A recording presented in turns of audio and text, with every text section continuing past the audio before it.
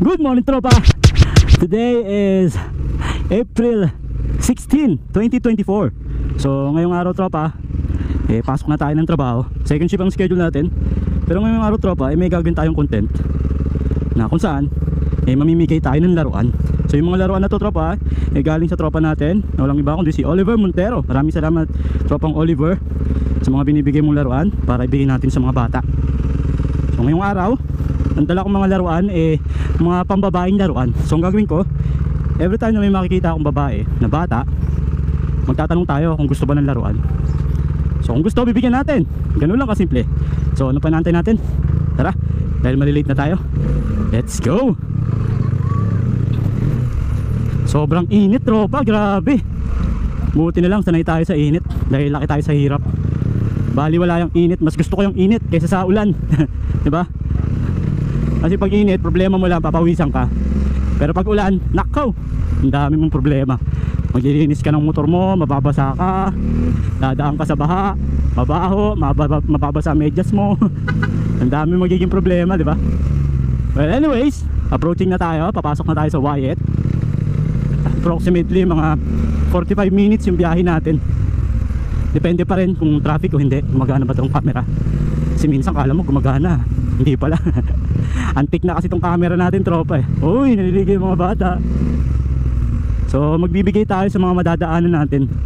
Kung di man maubos along highway ng Pulo, Banlik, sigurado ubos to pagdating natin ng Barangay Dismo. Para syempre mabigyan naman natin yung mga ibang bata, hindi lang puro sa Barangay Dismo. So ngayong araw, tropa, medyo ano tayo, updated tayo. Ang dami nating nagawang vlog. Ay, ang dami nating na-i-post sa Reels, diba? Mapapansin nyo, may at maya nagpo-post ako. Pinopost ko yung mga ginagawa ko, like yung pagbibenta ko ng laruan, like yung sa pag-aalaga namin sa pusa, kulitan namin ni Mrs.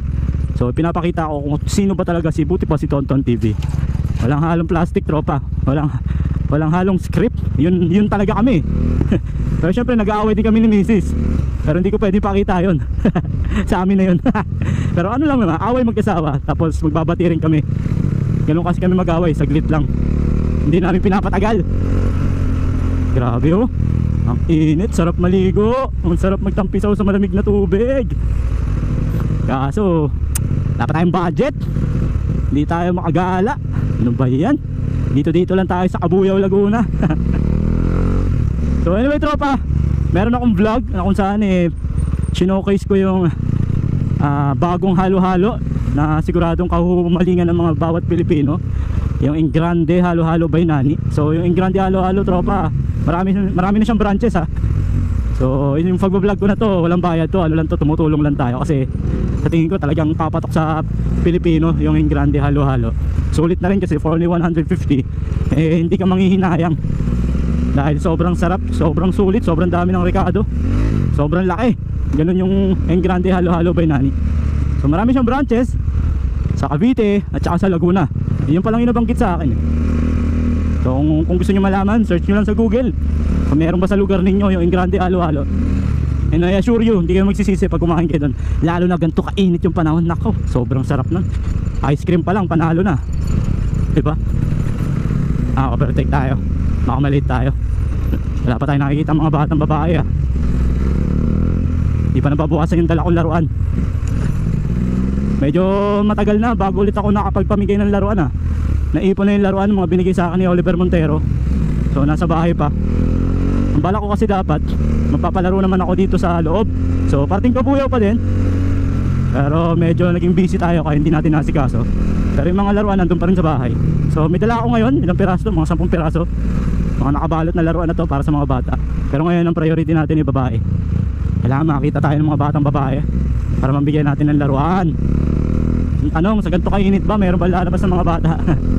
Sigurado palo kay nanay pag lumabas kasi nga mainit.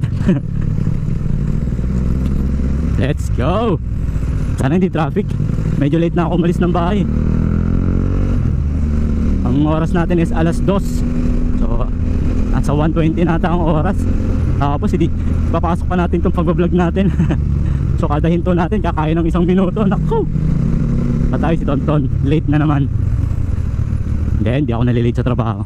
Hindi tayo pinapabayaan ni Duke. Basta si Duke ang gamit natin, hindi tayo malilate. Ganun yun. Walang traffic oh. Ang galing ah. Anong araw ba ngayon? Tuesday ngayon eh. Langaning oras kasi, diba? Alauna. Kaso wala tayo nakikita mga bata. Paano tayo magbibigay ng laruan ito? Paano yung vlog natin ito? Mukhang sa barangay Dismo tayo papad pa rin ah. Oh, nagtagpo-tagpo na naman yung mga truck. Ang lalaking truck, mga tropa. Traffic. Binanggit ko kasi, yan, traffic tuloy. Dapat talaga hindi mo babanggitin eh. Nauusog eh. Mahirap yung ganito kainit no, tapos traffic. Nako. Ayan na, nababatrip na yung iba. Kasi nga naman mainit. Para kang niluluto. Tapos traffic pa. Oh my god. Mapapa OMG ka na lang eh. OMG. So shoutout sa mga nagdi-deliver o mga delivery rider. Saludo ako sa inyo, grabe. Kasi isipin mo tropa, kwento ko lang, 'di ba, nagbebenta ako ng laruan. So meron akong isang customer na kung saan pinalala move niya yung nabili kong item. So from Quezon City yata. From Quezon City papunta dito ng Cabuyao, Laguna. So imagine mo ganito kainit, babiyahe ka ng Quezon City papunta dito ng Cabuyao. Grabe 'di ba? Nakakabilib, nakakaano. Yung sakripisyo mo 'di ba para sa pamilya mo, lahat talaga gagawin mo. 'Di ba? Saludo ako sa mga ganun. Kaya minsan pag may nagde-deliver sa akin, pag may sukle hindi ko na kinukuha eh. Parang tinitip ko na. Kasi sinalo ko ng tubig. Kung gusto ng tubig. Tapos kung may chocolate ako sa bahay, so binibigyan ko ng chocolate, ganun. Para ma-appreciate nila na ano, importante din sila, di ba? Hindi lang porket sila lang deliver ng item mo, yun na yun. So shoutout sa lahat ng mga delivery rider natin. Mapalala Move, Grab, lahat ng mga nagmumotor. Kasi bakit ko nasabi, tinan mo ako papasok lang sa trabaho. Grabe na yung sakripisyo ko. Malapit lang yung trabaho ko eh. Paano pa yung mga nagdi-deliver, di ba? Grabe, sobrang layo. Tapos 200 pesos lang yung singil sa akin. So imagine, magkano lang yung sa kanila dun? Eh magkano yung gasolinang kakainin nun? From Quezon City papunta ng Cabuyao, Laguna, di ba? Grabe. Magkano kayo kanila dun? Curious lang ako. So comment naman kayo kung magkano yung kikitain ng isang delivery rider kung saan nag-deliver from Quezon City papunta dito sa Cabuyao, Laguna. Grabe, ang init. Wala yata tayo makikita ang bata dito ah. Pero sigurado sa Dismo meron, hindi mawawalan yun. So nabanggit ko kanina yung Engrande Halo-Halo. So ngayong rest day may pupuntahan pa tayong isang branch ng Engrande Halo-Halo. Located naman sa Santa Rosa, Laguna. So kung yung nakarang vlog ko ay para sa mga taga Cabuyao, so huwag kayong mag-alala mga taga Santa Rosa.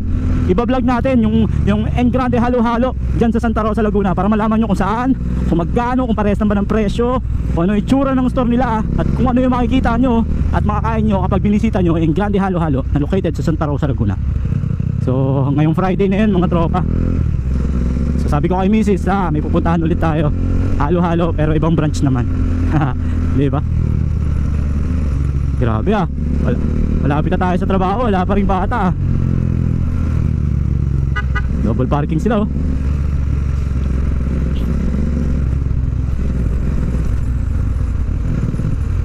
Naubusan na ako nung sasabihin tropa. Naubusan nung sasabihin. Amoy ano ako tropa. Amoy isda. Tilapia kasi yung ulam namin. Tuwing nagsasalita ako, naamoy ko yung hininga ko. Amoy tilapia ang putik. Okay, stoplight na tayo. Approaching na tayo ng Pulo Road. Let's go. Boom. Okay, abot pa tayo. 7 seconds. Let's go. Let's go, let's go, let's go. Mga bata, magsilabas na kayo. Wala akong mapagbibigyan nito. Mga bata, nasaan ba kayo mga bata? Lumabas kayo ng mga bahay. Huwag kayong matulog. Bibigay ako ng laruan. Pero yung laruan natin tropa, second hand lang to ha. So bigay lang sa atin ng tropa natin, si Oliver Montero. So bibigay ko lang din sa mga bata na sa tingin ko mag-i-enjoy pa rin kahit na second hand na tong laruan natin. Mga bata kasi kahit second hand yan, appreciated nila yan, di ba? Hindi naman yan tumitingin sa presyo tumitingin yan kung mag-i-enjoy ba sila dun sa laruan. Ganun lang yun. Yung appearance ng laruan, yun ang tinitingnan ng mga bata. Alam natin yan kasi naging bata rin tayo di ba? Grabing init, ilang degrees kaya to? So shoutout sa mga nagmumotor ha. So ingat po tayo, lalo na yung may mga edad na. Ingat tayo, sobrang init. Iwas tayo sa heat stroke. Grabe oh. Trick na trick yung araw. Grabe. So wala tayong nakitang bata. Sa init ba naman eh. So dito tayo, diretso pa rin tayo tuloy ng Dismo. Sa Dismo pa rin ang bagsak natin. Mga batang babae ang kailangan ko ngayon. Mga batang babae, magsilabas kayo ng bahay. Nandito na si Kuya Tonton. Hindi ako Santa Claus ha. Hindi rin ako mayaman. Hindi rin ako kumikita pa ha. Baka sabihin nyo ginagamit ko yung mga bata para kumita. Hindi po. Papunta pa lang tayo doon kung papala rin. Pero kung sakaling kumita na tayo ba, hindi lang talaga ito ang magagawa natin. Let's go! Ilang kagandahan pag ano eh, schedule mo is 2 to 10. Bibihira talaga ang traffic. Kaya may ano ka pa eh, may oras ka pa para gumawa ng mga ibang bagay. Tulad ngayon, nagbablog tayo. Eto na, approaching na tayo sa kalsada ng Dismo. Let's go! Nandiyan kaya yung mga bata.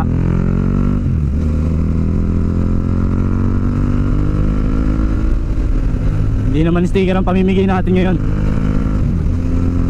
Laruan naman, laruan. Second hand na laruan. Ibuti pa si Tonton TV. Ang tanong, mayroon bang batang nakatambay? Mga babae ay lalaki.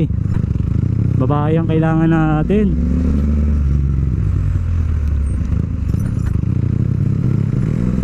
Nabibigo yata yung vlog natin today ah.